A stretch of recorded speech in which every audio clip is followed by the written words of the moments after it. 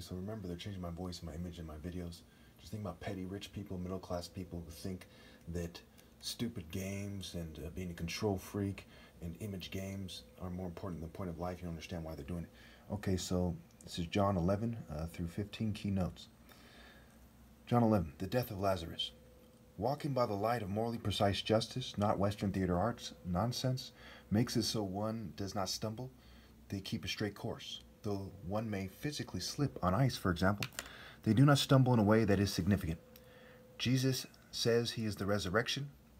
There's a play on words for many things. One is Ra, Shur, R, C, Shun, which means choosing God and not evil, leads to resurrection activities. And if you obey God through me, you can commune with those who died in the spirit of righteousness, even though they are gone, and you will rise to be with God when your body dies, etc. Obviously, to be right and righteous and to go to heaven, you have to obey God through me. So in other words, when you're in the spirit of righteousness and you learn to focus because you live in reality and not in denial and you're obeying God through me, you can then connect to the spirit that the people who have passed away are still in and commune with them. Okay, and just like you can notice where God is in the spirit, you can notice where people who died in the spirit are if you've previously met them, for example, so on and so forth. Anyway, so that's all that is referring to. It is a very profound concept, but it's not the actually bringing someone back to life in the flesh, which is some weird zombie nonsense. Anyway, all right, so where are we here? Okay. The stone that was laid across Lazarus' tomb is connected to the cornerstone of the buildings of God, right? The stone the builder rejected, right? It became the chief cornerstone. Also, the spirit in which sinners are stoned to death by those without sin, right? Which is what was supposed to be done in the Old Testament law, which was rare because they usually were sinners stoning other sinners. And the stone the builder rejected are all connected. Not to mention the stones that David packed trying to face Goliath. To solve all the connections in the Bible is a waste of time, and only a complete lunatic tries to remember them all, and then from there tries to leverage it to say they are important. This all connects my martial arts spirit to the foundation of God's work in a subtle and evil manner that is deceptive, right? So why did they choose this? Why didn't they just speak about martial arts directly? Because they weren't martial artists. There are people trying to superimpose themselves on the martial art order. If you don't understand that I'm right away, there's something wrong with you. Okay, Caiaphas says that it is better for the righteous king to die so complete cowards can pretend they are important and rape women by deception, to make a long story short, and have their nerdy, foolish, contemptible children live on. Of course, he tried to sell it as what they were doing is important, or, etc. Just like fools believe the corporate state when they tell them to not obey God through me. Okay, there's several typos here. I don't know if I'll type this out again before I have a lot to do. Anyway, John 12.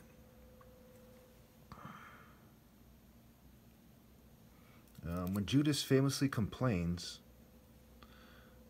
about... Okay, I just marked that. Okay.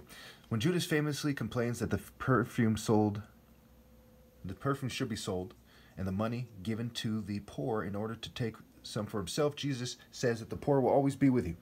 It is important to note that in the story, the chief priests made plans to kill Lazarus, and to me, it is despicable to use this to pretend that people should not help a righteous man as you die anyway. Think. Jesus comes on a donkey's colt, and I do not like this part, as it is clear that it is mockery, as even back then people knew donkeys were not fit for a king to ride. In verse 25, he makes it clear that people must hate their life and the social norms in this world to have a chance to go to heaven, and they must be ready to die for God. Anyone who loves their life will lose it. Anyone who hates their life in this world will keep it for eternal life, quote unquote. Servants of Christ must follow and obey me as I am Christ, the Christos, the anointed by God's warrior spirit, etc. Obviously, to make demands instead of just obey is completely cowardly and will not be considered. Your demands will not be considered. Verse 27 overkills this. Verse 27, now my soul is troubled, and what shall I say? Father, save me from this hour? No, it was for this very reason I came to this hour. Father, glorify your name. Then a voice came from heaven. I have glorified it and will glorify it again. The crowd that was there and heard it said it had thundered. Others said an angel had spoken to him. Obviously, people who are immature want to read this in some kind of Western tradition. And the more they do that, the more it is fair for me to start resenting Western customs, rules, traditions, styles, personalities, what have you, because they're superimposing them on God. Profane, right? They're profane, they're fake versus the real. Right? Israel is even a play on words for Israel. Anyway, the crowd that was there and heard it said it had thundered. Others said an angel has spoken to him. Okay, so again, God responds to him by saying, hey, I've glorified it before with the righteous, and I'm going to glorify it again through you, and I'm the last one who's going to glorify God by dying in the divine order this way. After I'm gone, okay, and this is another reason why it's stupid to try to find your life, because you don't get a cookie for being alive after I'm gone. It's held against you. Okay, you're supposed to move masterfully and perform masterfully, right? If someone is attacking the king, for example, and you're part of the army, you're supposed to throw yourself before the king. So you're supposed to do things that go the distance, which are likely to get you killed by the evil state.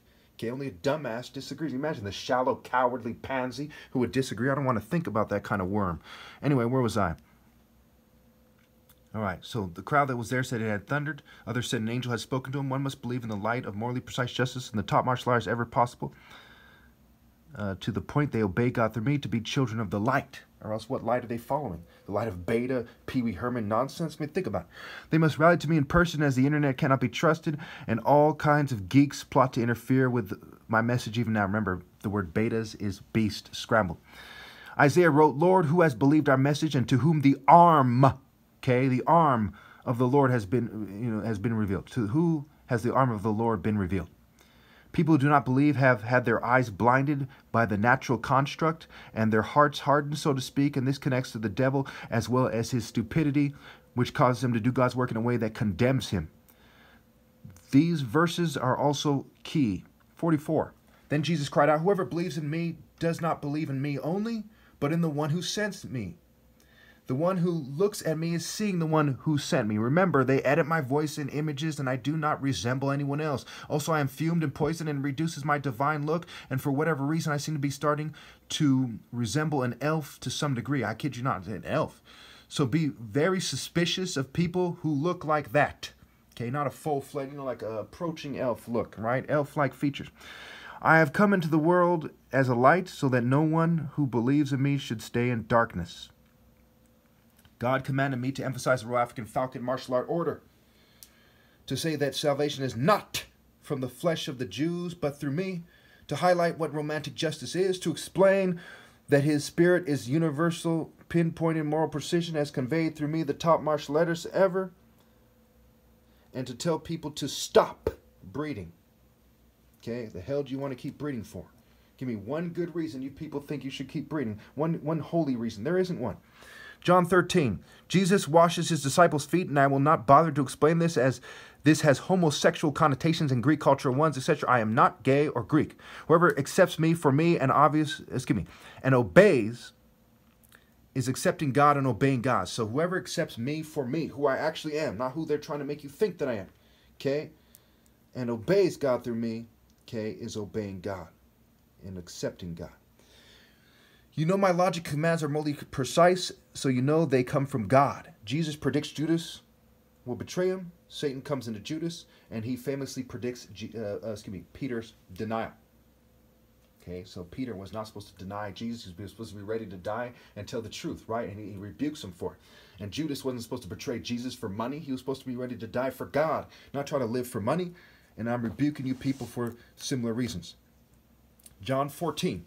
Jesus comforts his disciples and says that he is the way, righteousness and justice in the divine order, the truth not theater arts and psychology or social norms, and the life, a morally precise life in the Royal African Falcon top martial artist order. Again, not to be confused with the pagan conceptions of Horus, but the natural communication of God's glory. You know, he makes the wind his messengers. He rides on the wings of the wind. The wings are a message. What is the falcon? It's the fastest animal. It's said to fly the highest in the ancient world, the closest to the sun, which is a symbol of the bridegroom, so on and so forth. Okay, so it's a certain way of thinking in martial arts that is expressed through the Royal African Falcon, the black African, a certain black African patriarchal line. That's last valid expression is me. Okay, last valid ever Okay, ever possible. All right, so where are we here? God living in me is doing the work, and this clarifies that I am not God, but I am in God, and God is in me. So if people say, I don't like what he's doing, then you're complaining about God because God is working through me. It's like God is working through the Son, and so on and so forth. Things that do not offend God, God is working through in a way that you're not supposed to complain about. No brainer. I speak with the authority of God and not my own authority. Those who do not love God and I do not obey my teaching and break the greatest commandment. The greatest commandment is to love God with all your being. I do not give as the world gives. I am going to the Father and not coming back after I die. Satan is here on earth as the spirit of idolatry and evil, not a guy as depicted in popular culture by organized rapists that seek to make a mockery of martial arts and true religion. Satan is said to come so that the world may learn that I love the Father and do what exactly the Father has commanded me, quote unquote.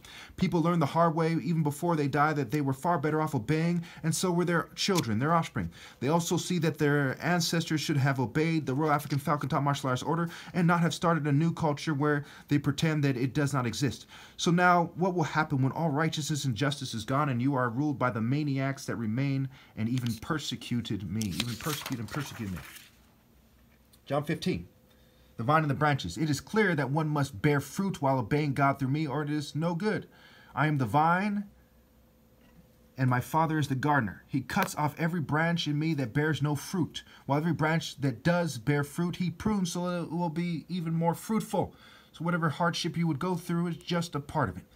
If they obey God through me, then the word I speak to them cleans them. Remain in me as I also remain in you. No branch can bear fruit by itself. It must remain in the vine. Neither can you bear fruit unless you remain in me. I am the vine and you are the branches. If you remain in me and I in you, you will bear much fruit. Apart from me, you can do nothing. Apart from the Royal African Falcon Top Martial Arts Order, the Lord is the warrior, the Lord is his name, you can do nothing. You must obey God through me. I am the gate, I am the way, I am the truth, I am how you should live your life, the commands that come from me. Whether it is obvious or not, God and I cannot be separated, and that is why no matter what, I could do everything after I die. 6. If you do not remain in me, you are like a branch that is thrown away and withers. Such branches are picked up, thrown into the fire, and burned. If people keep my commands, they remain in my love. No one can obey my commands after I die. They can only do things that try to minimize their eternal punishment. 12. My command is this: love each other as I have loved you, by being in the divine order and being ready to die for God while keeping my commands. 13. Greater love has no one than this, to lay down one's life for one's friends. The world will hate and persecute all who wish to live a godly life in Christ. They hated me and God, and they set their offspring up to be punished as well. And it is sad but fair for them all to suffer forever, as there is no excuse for breeding the hatred of God. God is the creator, not worm-like people like you. You people are not the creators. You are just rebels.